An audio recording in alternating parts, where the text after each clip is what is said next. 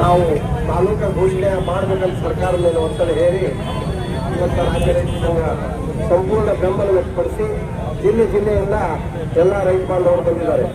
ಜಿಲ್ಲೆಯ ಪದಾಧಿಕಾರಿಗಳು, ರಾಜ್ಯದ ಪದಾಧಿಕಾರಿಗಳು ಇನ್ನೂ ಅಲ್ಲಿ ಇಲ್ಲಿ ಬರ್ತಾ ಇದ್ದಾರೆ. ವೇದಿಕೆ ಮೇಲೆ ಬಹಳಷ್ಟು ಜನ ಸೇರೋರಿದ್ದಾರೆ. ಈ ಒಂದು ಪ್ರತಿಭಟನೆಗೆ ನಾವು ಚಾಲನೆ ಕೊಡೋ ಸಲುವಾಗಿ ಈಗ ಪ್ರಾರಂಭ ಆಗಿದೆ. ರಾಜ್ಯಾಧ್ಯಕ್ಷರು ಕೆಲವು ನಿಮಿಷದಲ್ಲಿ ಬರೋರಿದ್ದಾರೆ. ರೈತ ಬಾಂಧವರೇ, ಇದು ಒಂದೇ ಅಲ್ಲ, ಸರ್ಕಾರ ಕೌಂಟಿ ಹೊತ್ಕೊಂಡು ಮಕ್ಕೊಂಡಿದೆ. ಯಾವುದೇ ರೀತಿಯಿಂದ ಕೆಲಸಗಳಾಗ್ತಾ ಇಲ್ಲ. ವಂಶ ಪರಂಪರೆ ಆಡಳಿತ ನಡೆಸ್ಕೊಂಡು ಹೋಗೋದ್ರ ಜೊತೆಗೆ ಎಲ್ಲ ಪಕ್ಷದಲ್ಲೂ ಭ್ರಷ್ಟಾಚಾರ ಮತ್ತು ಸ್ವಜನ ಪಕ್ಷಪಾತ ಮತ್ತು ಏನ್ ಮಾಡಬೇಕು ಅದು ಮಾಡದೆ ತನ್ನ ಮನೆ ಹ್ಯಾಂಗ್ ತುಂಬ್ತದ, ಪರ್ಸೆಂಟೇಜ್ ಯಾರು ಹೆಚ್ಚಿಗೆ ಕೊಡ್ತಾರ, ಗುತ್ತೇದಾರಿಗಳು ಹ್ಯಾಂಗ್ ಕೊಡಬೇಕು, ರೈತರ ಕುತ್ತಿಗೆ ಹ್ಯಾಂಗ್ ಕೊಡ್ಬೇಕು ಅಂತ ಅನ್ನೋದು ಒಂದು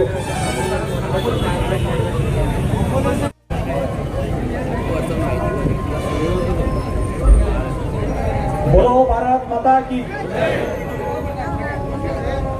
ರಾಜ್ಯ ರೈತ ಸಂಘಕ್ಕೆ ತಾಲೂಕಾ ಹೋರಾಟ ಸಮಿತಿಗೆ 46ನೇ ರೈತ ಹುತಾತ್ಮ ದಿನಾಚರಣೆ ನಿಮಿತ್ತವಾಗಿ ಮಹಾಲಿಂಗಪುರ ನಗರದ ತಾಲೂಕಾ ಹೋರಾಟದ ಈ ಒಂದು ಹೋರಾಟಕ್ಕೆ ಭಾಗವಹಿಸಲಿಕ್ಕೆ ಮತ್ತು ಬೆಂಬಲವಾರ್ಥವಾಗಿ ಹಸಿರು ಸೇನೆ ಮತ್ತು ರಾಜ್ಯ ರೈತ ಸಂಘದ ರಾಜ್ಯಾಧ್ಯಕ್ಷರಾಗಿಯಾಗಿ ಈ ಒಂದು ನಮ್ಮ ಮಹಾಲಿಂಗಪುರ ಗ್ರಾಮಕ್ಕೆ ಆಗಮಿಸಿದಂತ ಸಮಸ್ತ ರೈತ ಬಾಂಧವರಿಗೂ ತಾಯಂದಿರಿಗೂ ಹೃದಯಪೂರ್ವಕವಾದಂತ ಸ್ವಾಗತವನ್ನ ಕೋರುತ್ತೇನೆ. ವಿಶೇಷವಾಗಿ ಹೋರಾಟಗಾರರು ಯಾವತ್ತು ರೈತರ ಪರ ಹೋರಾಟ ಮಾಡ್ತಾ ಹಿತಚಿಂತನೆ ಮಾಡ್ತಕ್ಕಂಥ ರಾಜ್ಯಾಧ್ಯಕ್ಷರು, ರೈತ ಸಂಘದ ರಾಜ್ಯಾಧ್ಯಕ್ಷರಾದಂಥ ಚಂದ್ರಶೇಖರ್ ಕೋಡಿಹಳ್ಳಿ ಅವರಿಗೆ ಮಹಾಲಿಂಗಪುರ ಮತ್ತು ಸುತ್ತಮುತ್ತಲ ಗ್ರಾಮ ಮತ್ತು ತಾಲೂಕಾ ಹೋರಾಟ ಸಮಿತಿ ವತಿಯಿಂದ ತಮ್ಮೆಲ್ಲರ ವತಿಯಿಂದ ಹೃದಯಪೂರ್ವಕವಾದಂತಹ ಸ್ವಾಗತವನ್ನ ಕೋರುತ್ತೇನೆ.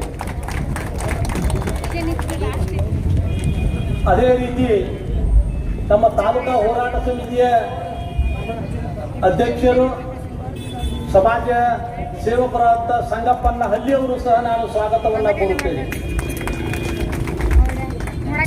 ಮಹಾಲಿಂಗಪುರ ಎಪಿಎಂಸಿಯ ಮಾಜಿ ಅಧ್ಯಕ್ಷರು, ಸಮಾಜ ಸೇವಕರು, ನಮ್ಮ ತಾಲೂಕಾ ಹೋರಾಟ ಸಮಿತಿಯ ಕಾರ್ಯಾಧ್ಯಕ್ಷರಾದಂತಹ ದರೆಪ್ಪನ ಸಾಂಗ್ಲಿಕರ್ ಅವರು ಸಹ ನಾನು ಸ್ವಾಗತವನ್ನ ಕೋರುತ್ತೇನೆ. ರೈತ ಹೋರಾಟಗಾರರು, ಬಾಗಲಕೋಟೆ ಜಿಲ್ಲೆಯ ರೈತ ಸಂಘದ ಜಿಲ್ಲಾಧ್ಯಕ್ಷರು ಆದಂತಹ ಬಸವಂತಪ್ಪನ ಕಾಂಬಳೆ ಅವರು ಸಹ ನಾನು ಸ್ವಾಗತವನ್ನ ಕೋರುತ್ತೇನೆ. ಅದೇ ರೀತಿ ಈ ಭಾಗದ ಮಹಾಲಿಂಗಪುರ ಭಾಗದ ಯಾವತ್ತೂ ರೈತ ಪರ ಚಿಂತಕರು, ಹೋರಾಟಗಾರರು, ನಮ್ಮ ತಾಲೂಕಾ ಹೋರಾಟ ಸಮಿತಿಯ ಸದಸ್ಯರು ಆದಂತಹ ಗಂಗಾಧರ್ ಮೇಟಿ ಅವರು ಸಹ ನಾನು ಸ್ವಾಗತವನ್ನ ಕೋರುತ್ತೇನೆ. ರೈತ ಹೋರಾಟಗಾರಂತ ಸುಭಾಸನ್ನ ಶಿರ್ಬೂರ್ ಅವರು ಮತ್ತು ವೇದಿಕೆ ಮೇಲಿರ್ತಕ್ಕಂಥ ಎಲ್ಲ ರೈತ ಪರ ಹೋರಾಟಗಾರರನ್ನ, ತಾಯಂದಿರನ್ನ, ವಿಶೇಷವಾಗಿ ಹಾಸನ ಮಂಡ್ಯದಿಂದ ಆಗಮಿಸಿದಂತ ನಿನ್ನೆ ರಾತ್ರಿನೂ ಸಹ ಆಗಮಿಸಿ ಇಲ್ಲಿ ವಾಸ್ತವ್ಯವನ್ನು ಮಾಡಿ ಈ ಒಂದು ಹೋರಾಟಕ್ಕೆ ಬೆಂಬಲವನ್ನು ಕೊಟ್ಟು ರೈತ ಹುತಾತ್ಮ ದಿನಾಚರಣೆಯ ಒಂದು ಶೋಭೆ ಇರತಕ್ಕಂಥ ತಾಯಂದಿರು, ಸೋದರಿಗೆ ನಾನು ವಿಶೇಷವಾದಂತಹ ಸ್ವಾಗತವನ್ನು ಕೋರುತ್ತೇನೆ.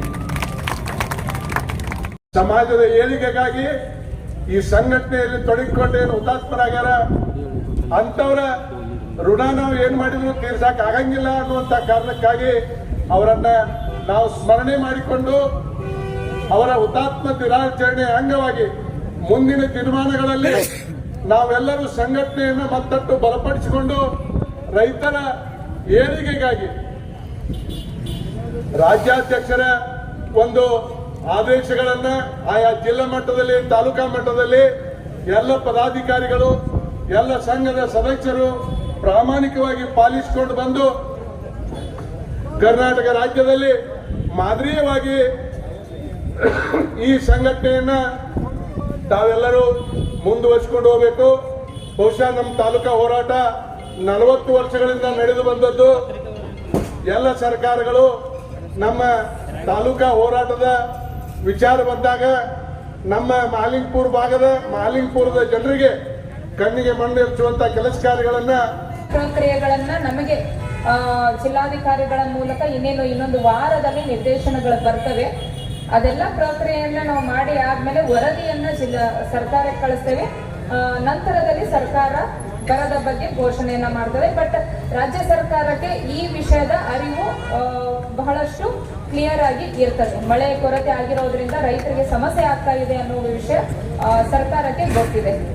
ಅದಾದ್ಮೇಲೆ ಒಂದಿಷ್ಟು ಯೋಜನೆಗಳನ್ನ ಹೇಳ್ತಾರೆ. ಆಲ್ಮಟ್ಟಿ 524ಗೆ ಏರ್ಸೋದು, ಕಾವೇರಿ ಮೇಕೆದಾಟು ಅದು ನಮ್ಮ ಅಧಿಕಾರದಲ್ಲಿ ಮುಕ್ತಾಯಗೊಳಿಸ್ಬೇಕಂತ ಹೇಳಿ, MSP ಬಗ್ಗೆ, ಭೂ ಸ್ವಾಧೀನ, ರೈತರ ಹರಣ ಅಂದ್ರೆ ಲ್ಯಾಂಡ್ ಅಕ್ವಿಸಿಷನ್ ಆಕ್ಟ್ ಅಲ್ಲಿ ರೈತರಿಗೆ ಆಗ್ತಿರುವಂತಹ ಸಮಸ್ಯೆಗಳಿಗೆ ನಾವು ತಿದ್ದುಪಡಿಯನ್ನ ಮಾಡಬೇಕಾಗ್ತದೆ. ಎಲ್ಲ ತಮ್ಮ ಬೇಡಿಕೆಗಳನ್ನ ನಾನು ಜಿಲ್ಲಾಧಿಕಾರಿಗಳ ಮೂಲಕ ಸರ್ಕಾರಕ್ಕೆ ಕಳಿಸುವಂತಹ ವ್ಯವಸ್ಥೆ ಮಾಡ್ತೇನೆ. ಈಗಾಗಲೇ ಜಿಲ್ಲಾಧಿಕಾರಿಗಳಿಗೂ ಈ ಮಹಲಿಂಗ್ಪುರದಲ್ಲಿ ತಾವೆಲ್ಲ ಏನು ಪ್ರತಿಭಟನೆ ಮತ್ತು ವಿಶೇಷವಾದಂತಹ ಇವತ್ತಿನ ದಿನವನ್ನು ಆಚರಿಸ್ತಿರೋದ್ರ ಬಗ್ಗೆ ಅವರಿಗೆ ಮಾಹಿತಿ ಇರ್ತದೆ. ಅವರು ಸಹ ಬೆಂಬಲವನ್ನು ವ್ಯಕ್ತಪಡಿಸಿದ್ದಾರೆ. ರೈತರ ಅಂದ್ರೆ ಜಿಲ್ಲಾಡಳಿತ ರೈತರ ಪರವಾಗಿದ್ದು ರೈತರ ಏನ್ ಬೇಡಿಕೆಗಳಿವೆ ಅವುಗಳನ್ನೆಲ್ಲ ನಾವು ಸರ್ಕಾರದ ಮಟ್ಟದಲ್ಲಿ ಸಲ್ಲಿಸುವಂತ ಕೆಲಸ ಮಾಡೋಣ ಅಂತ ಹೇಳಿ ನನಗೆ ನಿರ್ದೇಶನ ನೀಡಿರ್ತಾರೆ. ಅದರ ಪ್ರಕಾರವಾಗಿ ನಿಮ್ಮೆಲ್ಲರ ಬೇಡಿಕೆಗಳನ್ನ ನಾನು ರಾಜ್ಯ ಸರ್ಕಾರಕ್ಕೆ ಸಕಾರಾತ್ಮಕವಾಗಿ ಕಳಿಸುವಲ್ಲಿ ಸಫಲವಾಗ್ತೇನೆ. ಧನ್ಯವಾದ.